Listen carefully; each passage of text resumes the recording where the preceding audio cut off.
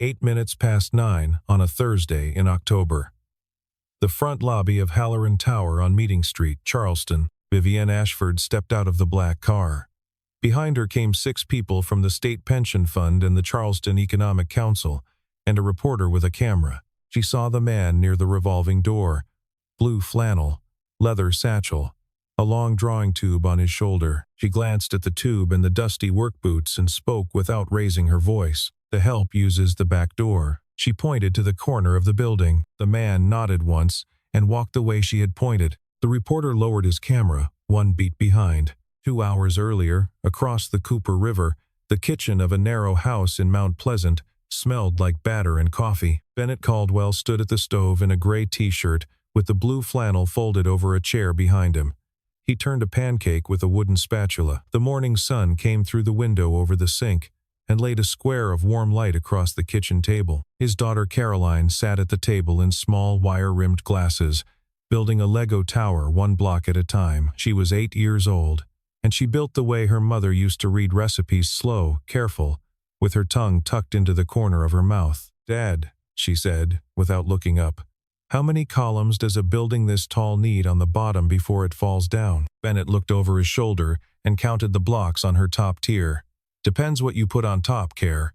Count what you stacked and we'll work it out." She bent her head and counted under her breath. He slid a pancake onto her plate and set cut strawberries beside it. On the wall above the table hung a framed photograph. Bennett, much younger, hair a little longer, a woman beside him with the same brown eyes Caroline had inherited. A 4-year-old Caroline on her father's hip, mouth open in a delighted laugh. Behind them rose a glass and steel tower in late afternoon sun. The day they opened Halloran Tower, 2015, Ellen Caldwell had been the one who told him to take the project. "You're ready," she had said. "Stop pretending you aren't." 3 years and 7 months without her now. Bennett had learned to count mornings. Every breakfast was a small arithmetic. Every question Caroline asked him was one Helen would have answered better. 12, Caroline said. "I need 12. Sounds about right." At 7:35 he drove her to Sullivan's Island Elementary in his old white pickup. The marsh grass along the causeway was turning gold.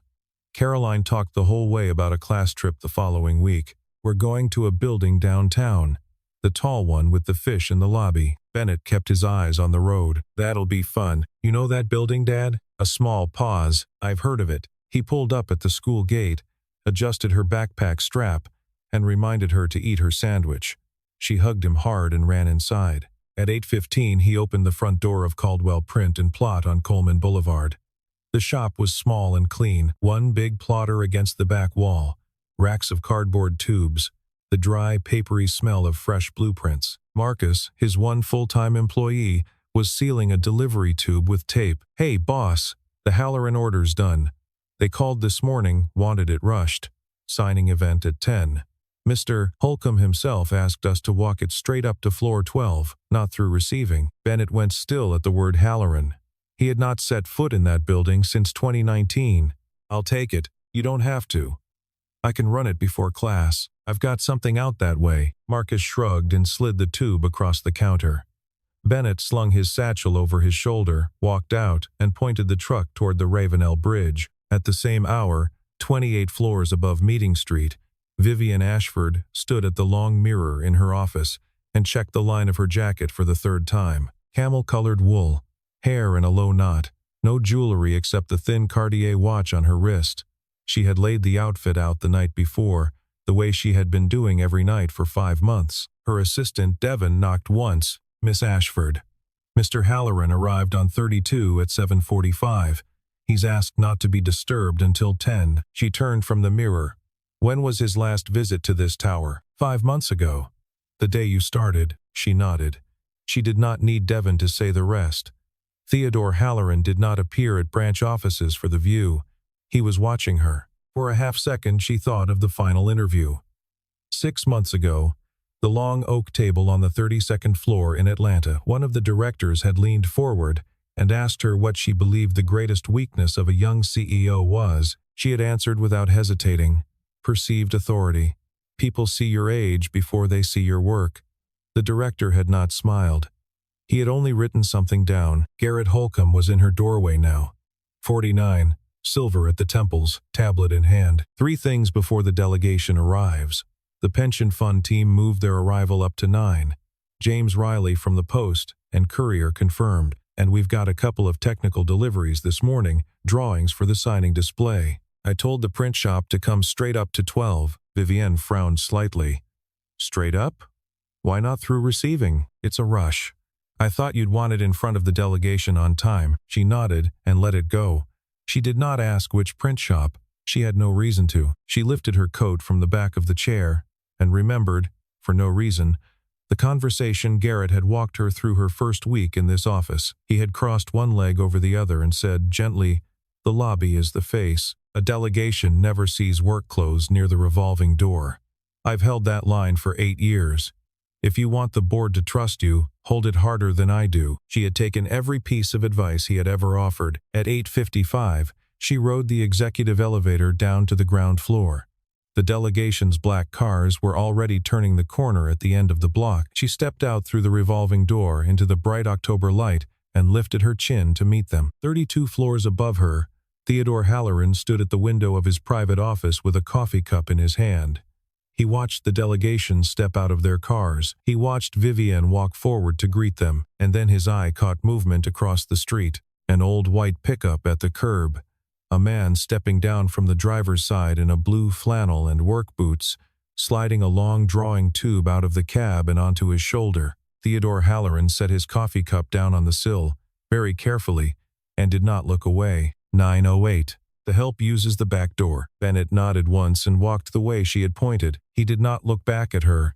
He did not look at the delegation. He walked along the curved limestone facade of the tower with the drawing tube on his shoulder and his free hand in his pocket, and his face did not change. He had designed the loading entrance on the east side himself. 140 feet from the front door, around the corner, past the planter he had specified to break the wind off the harbor. At the east service door, Margot Whitfield was on the morning floor with a clipboard. She was 58, 22 years in this building, and she had been the one who handed Bennett his commemorative key at the opening ceremony. She looked up. She saw him.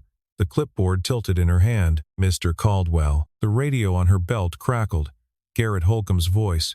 Margot handled the print delivery quickly. "Don't let it slow down the front." Margot's mouth tightened. She set the clipboard on the desk and walked over with her hand out for the tube. "Mr. Caldwell, I am so sorry. I didn't know you were coming this morning." "It's all right, Margot. Good to see you." She logged him in. He stepped into the service elevator with 2 custodians in gray coveralls. The cab smelled of industrial soap. At 14, the cab paused, and through the slit between the doors he could see the high ceiling of the gallery floor he had specified at 4.2 meters to hold a chandelier no one had ever installed. On 12, he handed the tube to a young woman in a headset who did not look at his face. He took the service elevator back down and started for the loading exit. At 9:24, 3 floors above him, Vivienne Ashford was walking the delegation back to the main lobby for the photographs. Marston was beside her. Eleanor Pierce was a step behind, watching everything. James Riley had the camera raised. The executive elevator chimed. The doors opened. Theodore Halloran stepped out, 73 years old. Gray suit, white hair combed back. The delegation turned as one. Marston's mouth opened slightly. Eleanor Pierce inclined her head a fraction of an inch. Vivienne went forward at once, professional smile in place. "Mr. Halloran, we're honored to—" He lifted one hand, not unkindly. A small flat gesture that meant wait. He walked past her. He walked past the entire delegation.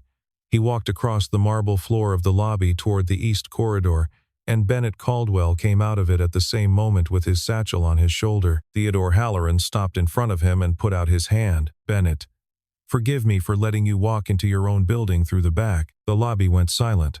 The fountain ran. James Riley lifted his camera and the shutter clicked twice. Bennett took the older man's hand. He did not smile. He inclined his head. "Theodore." Halloran turned. He took Bennett by the elbow and walked him back toward the delegation, his voice pitched low and clear to carry. "Members of the council. Ladies and gentlemen, may I present Bennett Caldwell, lead architect of this building, recipient of the AIA South Carolina Award in 2015, the man whose name is on the cornerstone you walked past coming in." Eleanor Pierce was the first to move. She stepped out of the delegation line and offered her hand. "Mr. Caldwell, it is a very great pleasure." Theo Marston was second, then the two associates, then the deputy chair. James Riley took 3 photographs in quick succession and lowered the camera with a strange, careful expression on his face. Vivienne stood where she was. The blood had gone out of her cheeks. She could feel the marble cold through the soles of her shoes. At the far end of the lobby, by the security desk, Garrett Holcomb had stopped walking. He took 1/2 step back into the shadow of the column behind him, and then he turned around and walked briskly toward the stairs. Theodore Halloran was already inviting the delegation upstairs for coffee. He extended the invitation to Bennett with a small nod. Bennett declined, polite. "I have to pick up my daughter at 3. You'll come back another day." "I will." Bennett walked out through the revolving door at the front of the building. Vivienne did not watch him go. She turned, professionally, and gestured the delegation toward the elevator bank. Eleanor Pierce fell in beside her. In the elevator going up to 32, Eleanor watched the floor numbers climb. "Miss Ashford, I think you and I should have a private conversation later this week." "Yes," Vivienne said. "I think we should." She got the delegation to coffee. She sat at the head of the table on 32 and made the introductions she had rehearsed for 2 weeks. Theodore Halloran said nothing about the lobby. He poured cream into his cup and asked Marston intelligent questions about pension allocation. He did not look at her once. At 12:30 she returned to her office and closed the door and stood at her window for a long time. Then she sat down at her computer and typed the name Bennett Caldwell into the corporate archive. 23 results. Caldwell Studio Architecture. Founding Principal. Lead Architect on the Halloran Tower Commission, 2012 through 2014.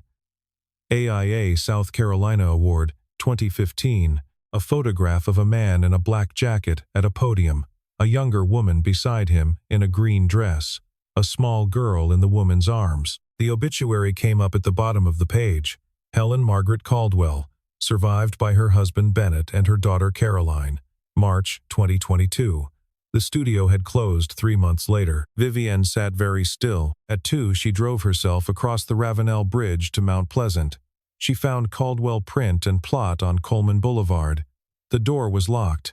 A young man in a hoodie waved her off through the glass. She stood on the sidewalk in her camel coat in the October sun and felt foolish. She took a business card from her wallet, crossed out her title with one clean line of pen, and wrote underneath in her own hand, "Bennett, I owe you an apology that doesn't come through an assistant." She slid it under the door. That evening at 6:15, Garrett Holcomb was on the phone in his car in the parking garage with a board member named Lloyd Pickering. "Lloyd, we need to talk about this morning." She insulted Theodore's personal architect in front of the state pension fund. "There's a photograph in the paper tomorrow. I'm not raising the issue, I'm just saying the optics." Lloyd Pickering said something that took a long time to say. Garrett listened. He smiled at the steering wheel. "Of course. Just wanted you to have the picture." At the same hour, Bennett opened his front door and let Caroline run past him into the kitchen for a snack. He put the mail on the counter without looking at it. "Dad, did you go in the building with the fish today?" He kept his face still. "I did. For a minute." "What's inside?" He thought about the marble, the fountain, the 73-year-old man with his hand out. "It's a nice building," he said. "I think you'll like it next week." Saturday morning was bright and cold. Vivienne had not planned on going anywhere. She had slept badly for 2 nights running, and lay awake thinking about the marble floor and the 73-year-old man and the line on the floor where her career had quietly opened up beneath her. At 9 she put on jeans for the first time in 5 months and walked 3 blocks down to Buxton Books on King Street for a hardcover she had been putting off since August. The bell over the door rang. The shop smelled of paper and old wood, and somebody's pour-over coffee from the back office. The children's section was at the back, past the staircase. She did not intend to go there. She was looking for the new releases. She heard the laugh first, a small, clear, bright laugh, and a deeper one underneath, low and amused. She had heard one of those laughs before, faintly, in the corner of a board photograph from 2015, and she had never expected to hear it again outside of an archive. She stopped at the end of the picture book aisle. Bennett was sitting cross-legged on the floor in jeans and a navy sweater with his sleeves pushed up to his elbows. Caroline was beside him with a book open in her lap. reading aloud, stumbling cheerfully over the word architecture. Bennett corrected her gently, the way a father corrects a child who is going to grow up loving the corrected word. Caroline tried it again and made him laugh. Caroline looked up first. She looked at Vivienne with no recognition and a great deal of curiosity. She closed the book carefully, the way she did everything, and stood up and came over. "Do you like this one? It's about buildings. There's a girl in it who builds a whole city out of cardboard, and then a real city builds a real one because of her." Vivienne crouched down to her height. The hem of her coat pooled on the floor. "I haven't read this one. You should. It's really good. My dad reads it to me sometimes." Caroline turned to her father. "Dad, this lady might like the building book." Bennett had gotten to his feet by then. He stood at the end of the aisle with one hand in the pocket of his jeans and the other still holding the book Caroline had been reading. His hair was wet at the temples like he had just come from a shower. His face was neither cold nor warm. "Good morning. Good morning." They looked at each other over Caroline's head for a long second. Caroline missed the look entirely. She was already pulling another book from a low shelf. Vivienne straightened. Her voice came out lower than she meant it to. "I didn't know who you were on Thursday. That isn't an excuse." "No," Bennett said. "It isn't." Caroline glanced up at the new tone in their voices. "Do you know my dad?" "I met him this week," Vivienne said carefully. "At his work." Caroline considered this. "He doesn't really work. He prints things." Bennett's mouth moved, very faintly, at one corner. "That's right, Care." Vivienne paid for the book Caroline had recommended. At the counter she found, on the title page, a small initial penciled neatly in the bottom corner. C.C. Caroline had been marking the books she liked at this store, evidently, for some time. The girl at the register saw the mark and smiled at Vivienne without commenting, and slid the book into a brown paper bag. Outside the bookstore she sat down on the iron bench in the October sun, and held the book on her knees, and did not open it for a long time. King Street moved past her in its Saturday way. A horse carriage clopped by with tourists in it. A young couple walked a small dog. None of them looked at her. On Monday morning, Theodore Halloran flew Bennett down to Charleston on the company plane and offered him the consulting role on the riverfront warehouse rehabilitation in the conference room on the 32nd floor. Bennett shook his head before Theodore had finished. "I don't sign drawings anymore. You know that. I'm not asking for your signature. I'm asking for your eyes." Bennett was quiet for a long time. Through the window, the Cooper River was the color of pewter under a low autumn sky. "Part-time," he said finally. "I pick Caroline up at 3 every day. That isn't negotiable. 3 o'clock pickup. Written into the contract. The project would be co-administered by Halloran Properties Southeast. Vivienne Ashford was the operational lead. Bennett would work out of a small office on the 29th floor 4 mornings a week. He started Tuesday. For a week they worked side by side and barely spoke. She brought him drawings. He marked them with a soft pencil. She watched the way he read a floor plan, the way another man might read a face. He could tell her, in 2 sentences, why a corridor would feel oppressive at 6 in the evening even though it was beautiful at noon. On Thursday evening they worked late.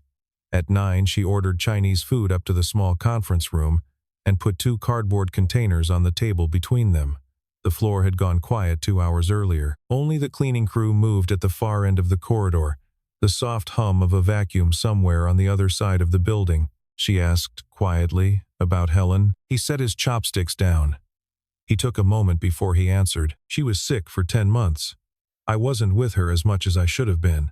I was running a project up in North Charleston. I told myself I'd finish it by Christmas, and then I'd be home for whatever came next. Christmas came. I wasn't home enough. I'm sorry. It's an old grief now.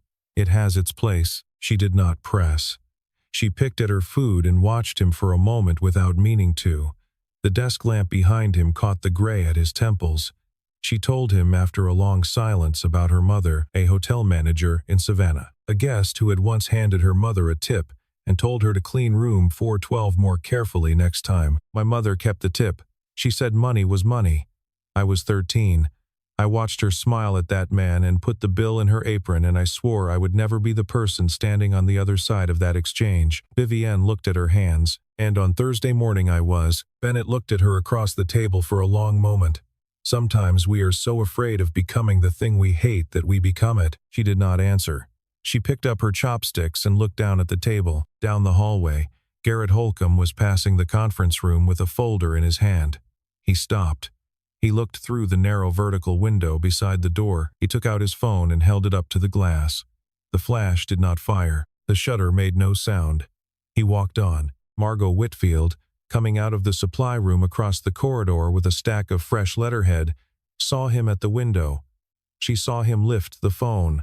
She saw him lower it and walk away. She stood in the corridor with the letterhead in her arms and her mouth set in a thin line. She had served 22 years in this tower. She had 3 months left on her contract before the next renewal. She walked back to the supply room and put the letterhead down and took out her own phone and began methodically to write down dates. The board hearing was set for the following Thursday at 10 in the morning in the executive conference room on 32. Garrett Holcomb had filed a formal cultural leadership concern with the parent board in Atlanta. 2 photographs taken through the glass of the small conference room door, time-stamped, captioned as inappropriate executive proximity. An attached memorandum noting that the CEO of Halloran Properties Southeast had publicly humiliated the personal consultant of the parent chairman before the state pension fund, and now appeared to be conducting a private relationship with the same man. Vivienne read the memorandum at 6 in the morning at her kitchen counter with a cup of black coffee. She read it twice. She set it down and washed her cup and dressed in the navy suit she wore when she expected difficulty. Bennett received a brief email from Theodore at 8, summoning him to the same room at the same hour. The email gave no reason. He drove across the bridge with his hands light on the wheel. They met in the corridor outside the conference room at 9:55. Vivienne lifted her eyes to his for 1 second and looked away. Bennett held the door for her. Inside, the long oak table was already lined with directors. Lloyd Pickering sat at one end with his hands folded. Garrett Holcomb sat at the other in a charcoal suit with the smallest careful smile. The chair of the board read the charges aloud in a flat voice. Public humiliation of a senior parent consultant, conduct unbecoming the chief executive role, suggestion of a personal entanglement compromising operational neutrality. Vivienne raised her hand for permission to speak. She accepted full responsibility for her conduct in the lobby. She rejected, on the record, the second charge. The chair nodded and turned to Bennett. There was a knock at the door. Margot Whitfield opened it without waiting for permission. She walked into the room in her gray reception jacket with a thin manila folder under her arm. She did not look at Garrett. "My apologies for interrupting, sir.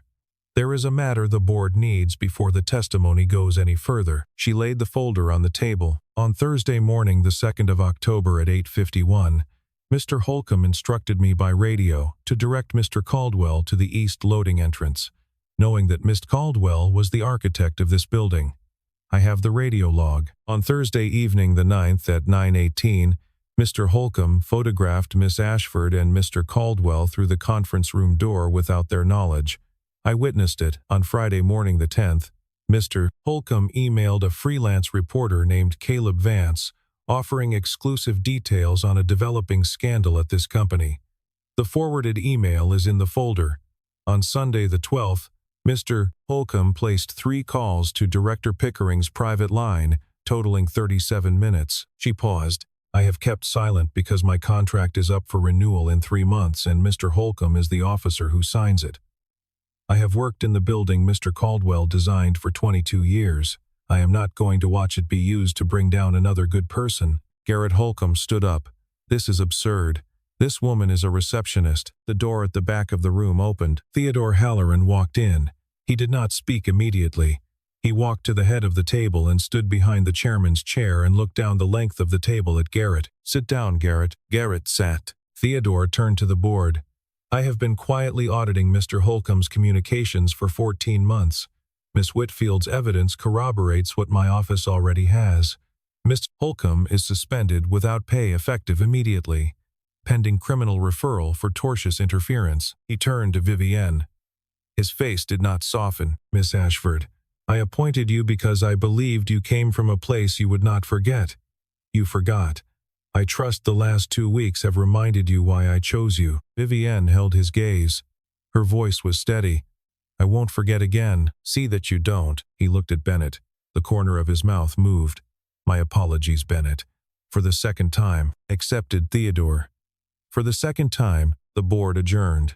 Garrett was escorted out by building security through the front lobby in full view of the morning staff. Margot Whitfield watched him go from her post with no expression on her face. That evening, Vivienne left the building at 7.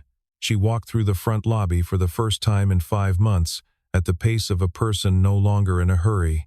She looked at the ceiling height. She looked at the proportion of the columns. She looked at the soft amber light Bennett had specified for the evening hours and understood, for the first time, that he had designed this room to forgive people for being tired. Margot Whitfield was still at the reception desk. Vivienne stopped in front of her. She had not planned what to say. "Thank you, Margot." Margot looked up. She did not smile. She inclined her head, the way she had inclined it 22 years ago to a young architect on his first walkthrough, and then she went back to her log. Bennett was outside on the sidewalk waiting for a car. He had not planned to walk out at the same time. He was simply there, hands in his jacket pockets, looking up Meeting Street at nothing in particular. "Can I drive you home?" He looked at her. He nodded. She drove him across the Ravenel Bridge with the windows half down. The air off the harbor was cold and clean. The lights of downtown fell away behind them. The bridge cables flashed orange under the sodium lamps in long, even pulses. For a long time, neither of them spoke. The radio was off. The dashboard glowed a dim green. "Caroline asked me a question last night," Bennett said. "What did she ask?" "She asked if you were the lady in the book she gave you." Vivienne kept her eyes on the road. "What did you tell her?" "I told her I didn't know. I don't make my daughter promises I can't keep." Vivienne nodded. Slowly, the bridge unrolled itself ahead of them in 2 long curves of light. She thought of Caroline at the bookstore, of the small initial inside the cover, of the careful way the girl had handed her a book she loved, as if testing whether Vivienne could be trusted with it. "That's the right answer," she said. He did not respond. She turned off the bridge and onto the Mount Pleasant exit. The streets were dark and tree-lined and smelled of low tide. She pulled up at the curb in front of his narrow house. The porch light was on. Inside, a small lamp burned in the front room. Before he opened the door, he turned to her. "You know why I didn't argue with you on Thursday?" "Why?" "Because I designed that door. I knew exactly where it went. I trusted the building to speak for me." She turned to look at him properly for the first time since she had picked him up. The dashboard light caught the line of his jaw, and the gray at his temples she had not noticed before. "And if it hadn't?" He thought about it. "Then I would have walked out the back and gone home to my daughter," he said. "I stopped expecting buildings to defend me a long time ago. Thursday was a gift, Vivienne. I don't know whose." He stepped out and closed the door behind him gently. She sat with her hands on the wheel and watched him walk up the path.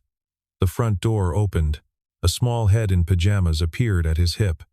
He bent and picked Caroline up in one easy motion and carried her inside. The downstairs lamp went out. A moment later, a smaller light went on upstairs. Caroline's bedroom. She had woken up. Vivienne could see, faintly through the curtain, the shape of Bennett sitting down on the edge of the bed. She sat at the curb for almost 5 minutes before she shifted into drive and pulled away. She drove all the way back across the bridge with the windows still down and did not turn the radio on once. 6 weeks later, on the first Saturday of December, the Riverfront Warehouse Phase 1 opened with a small ceremony. The morning was cool, and the harbor light was silver. The old brick warehouse had been opened up into a community center with a soaring central hall and tall windows facing the Cooper River. The original cast-iron columns ran in 2 long rows down the length of the space, repainted a soft black and left exposed. Bennett had spent 6 weeks redesigning the circulation around them. He had not signed the drawings. He had only marked them in soft pencil, page after page, and handed them back to the staff architect at Halloran Properties, whose name would go on the title block. Vivienne stood at the front entrance in a long charcoal coat at 9:45. She had asked Bennett and Caroline to come as her guests. Theodore Halloran was already inside reviewing the program with the staff. A small crowd of donors and community members was beginning to gather under the cast-iron portico. The white pickup pulled up at 5 of 10. Caroline got out first in a small navy dress and white tights, and her sketchbook clutched against her chest. She ran straight at Vivienne and wrapped both arms around her legs. Vivienne crouched down to her. "Hi, Care." "Hi. Dad says this is the building you and him made. Your dad made most of it." I just kept the lights on. Caroline considered this. That's important too. Bennett came up behind his daughter. He was in a clean dark flannel and a gray jacket. He had shaved. He looked at the brick facade of the warehouse the way a man looks at a face he has not seen in some time. Vivienne stood. She held out her hand. He looked at it. He hesitated for one beat, not unkindly. Not at all, and then he took it. Caroline took his other hand without being asked. The three of them walked through the front doors of the warehouse together. Theodore Halloran spoke briefly inside. He stood at the podium under the central skylight and acknowledged the donors, and then he acknowledged Bennett by name. He said the project would not have been possible without him. He said it without flourish, the way he said everything, and the room applauded. Vivienne spoke last. She had a single page of notes in her hand and did not look at it. I have learned in the last 2 months, she said, that the way we greet someone at the door decides the way we run everything behind it. This building was built to welcome people. I would like to do the same. She did not look at Bennett. The room applauded politely. Afterward, there were small plates of food set out on a long table by the window. Caroline took one of everything. Bennett walked the length of the hall slowly with his hands in his jacket pockets, looking up at his own old columns, touching one of them once with his palm and then moving on. He stopped at the far window where the water came up close to the brick and stood there for some time without speaking. Vivienne let him have the moment. She had begun to understand that some of his pauses were not silences, but small private returns to rooms she had not been invited into. Caroline followed him over after a while and stood beside him at the window. He bent down and pointed at one of the cast-iron columns and told her something quietly. She nodded, very serious. She lifted her sketchbook against her chest and looked up at the column too, the way her father was looking at it, with the same slight tilt of the head. Caroline tugged her father's hand. "Dad, can Miss Vivienne come get coffee with us after?" Bennett looked over at her. She nodded, very small. Sable and Crumb on Church Street smelled like butter and cinnamon and burned sugar. The bell over the door rang when they came in. The three of them took the table by the front window, the small round one with the wrought iron base and the chipped marble top. Caroline opened her sketchbook and went to work with the focused intensity of an artist on commission. She lined up her 2 favorite pencils beside the page and frowned slightly at the blank paper the way her father frowned at a blank plan. Bennett ordered coffee for himself and Vivienne and hot cocoa for Caroline. The waitress, a young woman with her hair in a long braid, smiled at Caroline and asked her what she was drawing. Caroline said she didn't know yet. The waitress said that was the best way to start. They spoke quietly about the second phase of the project.